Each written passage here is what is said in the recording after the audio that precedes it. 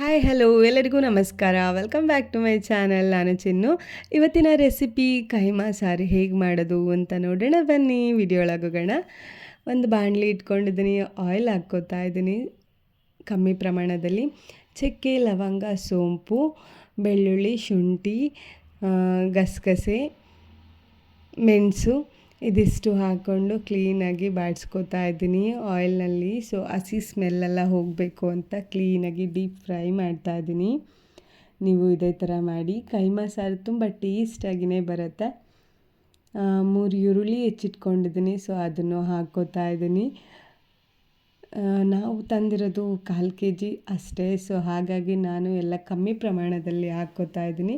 ನೀವು ಜಾಸ್ತಿ ತಂದರೆ ಸಾರನ್ನು ಜಾಸ್ತಿ ಮಾಡಬೇಕು ಅನ್ನೋ ಇದ್ದರೆ ಎಲ್ಲ ಸ್ವಲ್ಪ ಸ್ವಲ್ಪ ಜಾಸ್ತಿ ಹಾಕ್ಕೊಳ್ಳಿ, ಓಕೆನಾ. ಸೊ ಡೀಪ್ ಫ್ರೈ ಮಾಡಿ ಆಯಿತು. ಸೊ ಲಾಸ್ಟಿಗೆ ತೆಂಗಿನಕಾಯಿನೂ ಹಾಕ್ಕೋತಾ ಇದ್ದೀನಿ, ಸ್ವಲ್ಪನೇ ಹಾಕ್ಕೋತಾ ಇದ್ದೀನಿ. ಹಾಕ್ಕೊಂಡು ಸ್ವಲ್ಪ ಹಾರೋದಕ್ಕೆ ಬಿಟ್ಟು ಮಿಕ್ಸಿ ಮಾಡಿದ್ದೀನಿ. ಸ್ವಲ್ಪ ಹಾರೋದಕ್ಕೆ ಬಿಡಿ, ಓಕೆನಾ. ಇಲ್ಲಾಂದರೆ ಮಿಕ್ಸಿಗೆ ಇಟ್ಟೋಗ್ಬಿಡುತ್ತೆ.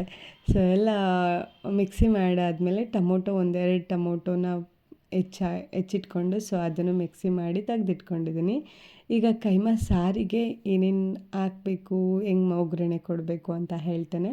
ಸೊ ಒಂದು ಬಾಣಲಿಯಲ್ಲಿ ಆಯಿಲ್ ಹಾಕ್ಕೊಂಡು ಅದರಲ್ಲಿ ಈರುಳ್ಳಿ ಹಾಕ್ಕೊಂಡು ಸ್ವಲ್ಪ ಗರಂ ಮಸಾಲ, ಮಟನ್ದು ಮಸಾಲ ಮತ್ತು ಖಾರದ ಪುಡಿ, ಸ್ವಲ್ಪ ಅರಿಶಿನ ಪುಡಿ, ಸೊ ಇದಿಷ್ಟು ಹಾಕ್ಕೊಂಡು ಕ್ಲೀನಾಗಿ ಬಾಡಿಸ್ಕೊಳ್ಳಿ. ನಾನು ರುಬ್ಬಿಟ್ಕೊಂಡಿರೋ ಮಸಾಲೆನ ಸೊ ಈಗ ಅದರೊಳಗೆ ಹಾಕಿ ಕ್ಲೀನಾಗಿ ಮಿಕ್ಸ್ ಮಾಡಿ. ಯಾಕೆಂದರೆ ತೆಂಗಿನಕಾಯ್ದು ಸ್ಮೆಲ್ ಹೋಗಿರಲ್ಲ, ಹಸಿ ಸ್ಮೆಲ್ ಹಾಗೇ ಇರುತ್ತೆ. ಹಾಗಾಗಿ ಚೆನ್ನಾಗಿ ಮಿಕ್ಸ್ ಮಾಡಿ. ಚೆನ್ನಾಗಿ ಮಿಕ್ಸ್ ಮಾಡಿದ್ಮೇಲೆ ಸೊ ಅದಕ್ಕೆ ಅದು ಫುಲ್ ಕುದಿ ಬಂದಾದ್ಮೇಲೆ ನೀರು ಹಾಕಬೇಕು. ಸೊ ಆಯಿಲಲ್ಲಿ ಚೆನ್ನಾಗಿ ಇದಾಗಲಿ ಅಂತ ಹಾಗೆ ಬಿಟ್ಟಿದ್ದೆ. ಸೊ ಈಗ ನೀರು ಹಾಕಿದ್ದೀನಿ, ಸ್ವಲ್ಪ ಉಪ್ಪು ಹಾಕ್ಕೋತಾ ಇದ್ದೀನಿ. ಉಪ್ಪೆಲ್ಲ ಹಾಕ್ಕೊಂಡಾಯಿತು. ಈಗ ಕೈಮಾ ಉಂಡೆ ನಾನು ಹೇಗೆ ಮಾಡಿದೆ ಅಂತ ಹೇಳ್ತೇನೆ. ಸೊ ಒಂದು ಜಾರ್ ತೊಗೊಂಡಿದ್ದೀನಿ, ಕೈಮಾನ ವಾಶ್ ಮಾಡಿ ತೆಗೆದಿಟ್ಕೊಂಡೆ.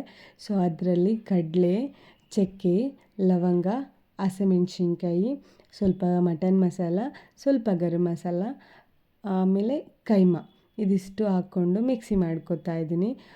ಮಿಕ್ಸಿ ಮಾಡ್ಕೊಂಡಾದಮೇಲೆ ಸೊ ಅದನ್ನು ಉಂಡೆ ಬಾಲ್ ಮಾಡ್ತಾಯಿದ್ದೀನಿ ಕೈಮಾದು. ಅದಕ್ಕೆ ಬಾಲ್ ಮಾಡಬೇಕಾದ್ರೆ ಸ್ವಲ್ಪ ಆಯಿಲ್ ತೆಗೆದಿಟ್ಕೊಳ್ಳಿ. ಸೊ ಕ್ಲೀನಾಗಿ ಉಂಡೆ ಮಾಡಿ ಕುದೀತಿರೋ ಸಾರಿನಲ್ಲಿ ಇದನ್ನು ಹಾಕಿದ್ರೆ ಸೊ ಕೈಮಾ ಸಾರು ರೆಡಿ.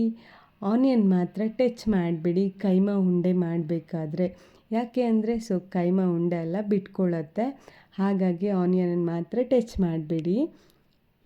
ಸೊ ಕೈಮಾ ಸಾರು ತುಂಬ ಟೇಸ್ಟಾಗಿ, ನೋಡಬೇಕಾದ್ರೇ ಎಷ್ಟು ಚೆನ್ನಾಗಿ ಕಾಣಿಸ್ತಿದೆ ಅಲ್ವಾ. ಸೊ ಸಿಕ್ಕಾಪಟ್ಟೆ ಟೇಸ್ಟಾಗಿದೆ ಸಾರು. ಸೊ ನೀವು ಮನೇಲಿ ಟ್ರೈ ಮಾಡಿ ಹೇಳಿ, ಓಕೆನಾ. ಕಮೆಂಟಲ್ಲಿ ಚೆನ್ನಾಗಿತ್ತು ಅಂದರೆ ಕಮೆಂಟ್ ಸೆಕ್ಷನಲ್ಲಿ ಕಮೆಂಟ್ ಹಾಕಿ.